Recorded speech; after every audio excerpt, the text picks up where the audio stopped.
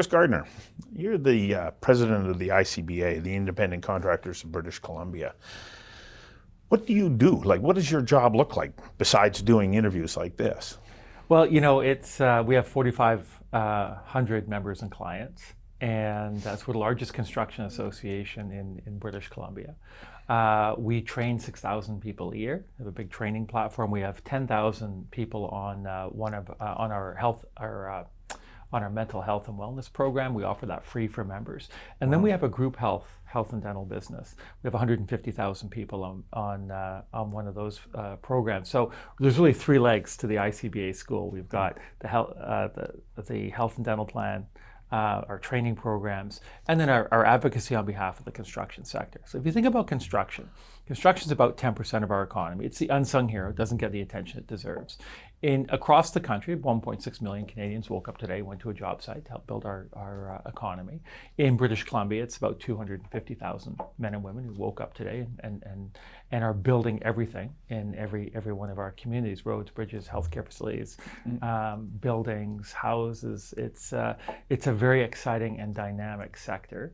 And so one of my jobs is to talk about the exciting opportunities in construction. So if you're a young person and you're looking to make a career choice and you're in high school, what I would say to counselors and to parents and to young people is you've got to consider a career in the trades. It's very dynamic, it's exciting, and it's extremely rewarding. I can't think of another career that will offer you the same kinds of challenges and opportunities. Well, it is a sector that has been underplayed for generations, and yet if you have any sense of entrepreneurialism, going through the trades is such a wonderful entry point. You get training, you get on the job experience, you build a network, and then you can step out and you can start to build your own business. Like, there's nothing else that's like it. Yeah, I always say that construction is an entrepreneurial story, but it's one we don't tell.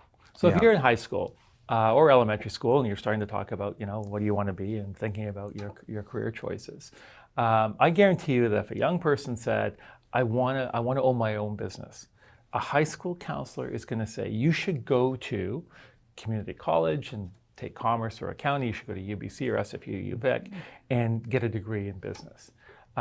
What they probably will not say is, okay, go to a trades and technical college, go to BCIT, go to learn a skill, learn a trade, get some experience, and then start your own business and become a contractor. Because that is the story of every single construction company, from the largest, most well-known construction contractors to the folks who will come in and unclog a drain or something. That's right. I know, They're paint, do home renos.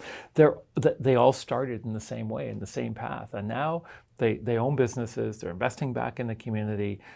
They're growing. It's exciting.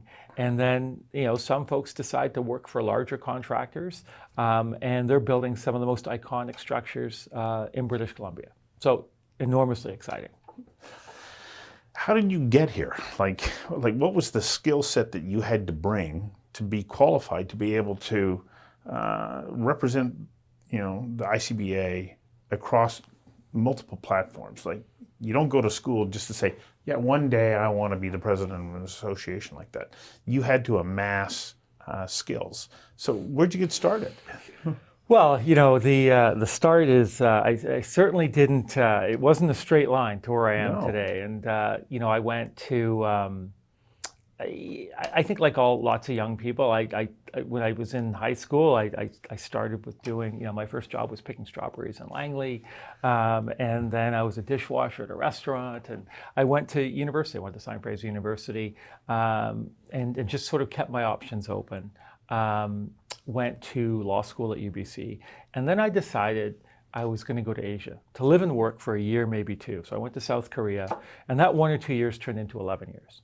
And what I did in Seoul, I was based in Seoul, as I worked at, I took advantage of my legal training and worked at Korea's second largest law firm. And then I had an opportunity to work at Samsung Electronics. Samsung Electronics in the mid-90s was going through this phase of globalization. We need to become more global. And so they went on a hiring spree, and they were looking for people who were not Korean. So at the time, in Seoul, they hired 20 of us from different countries, and I had the opportunity to work for Samsung Electronics at their head office in downtown Seoul. Fascinating.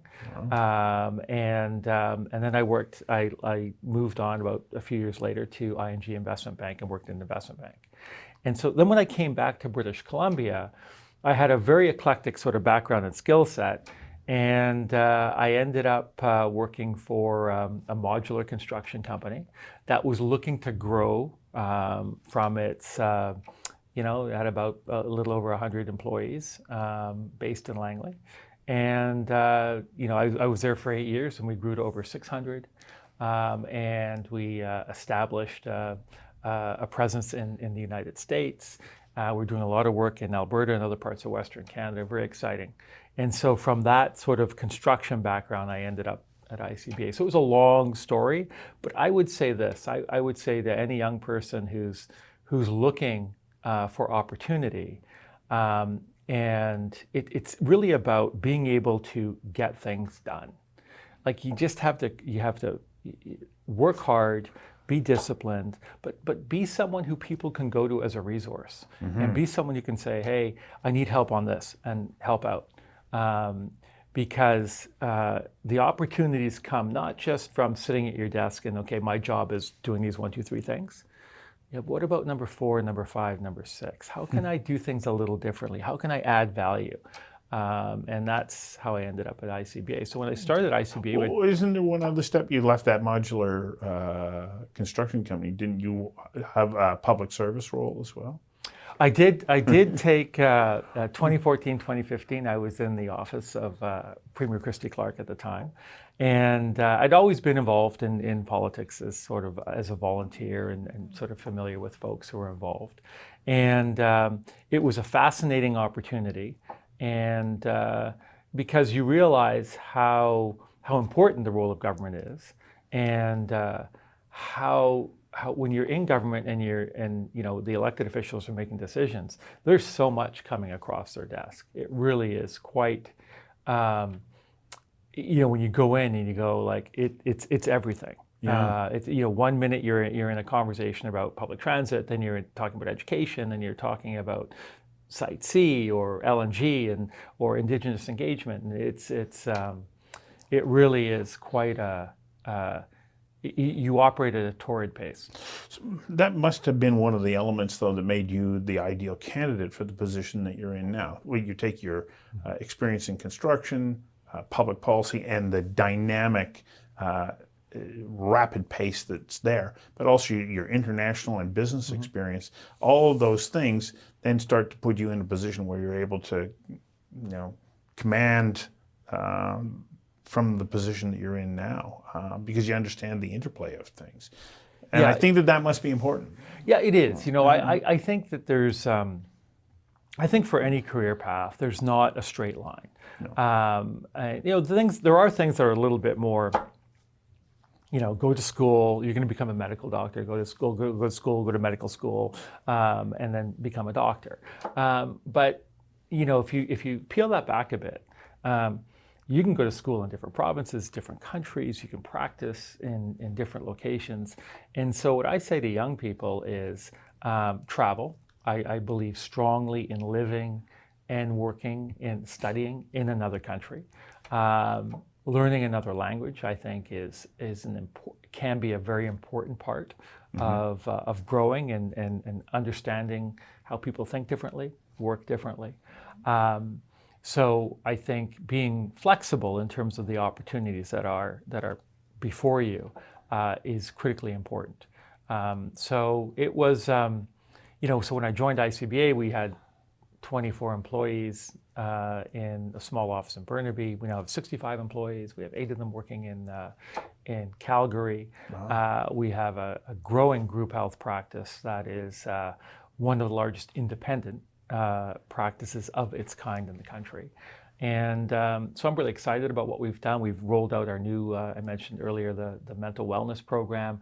We offer that free. 10,000 people are on it. Suicide rates in construction are 5 times the national average. So we're really, really doing a lot of, I think, great work. Couldn't be prouder of what we're doing there with our team. So it's exciting. But to your point, when I was I went to SFU, I wasn't thinking, how do I end up working as president of an association? Right. Right. Life comes to you. It does. Yes. And you need to be open to it. Yeah. Yeah. Yeah. Well, you've got an exciting career path, and thanks for sharing a little bit, because hopefully it can be a motivator for others who might be looking to their future going, where's this going to go? Don't know. Yeah, be open to opportunities, and definitely consider construction, because it's an entrepreneurial opportunity that people don't fully, I think, appreciate, but it's also a great technology story. Technology is changing everything in construction, how we design and build buildings. So if you want a career in technology, construction should be at the top of the list. Fabulous. Thank you. Thank you.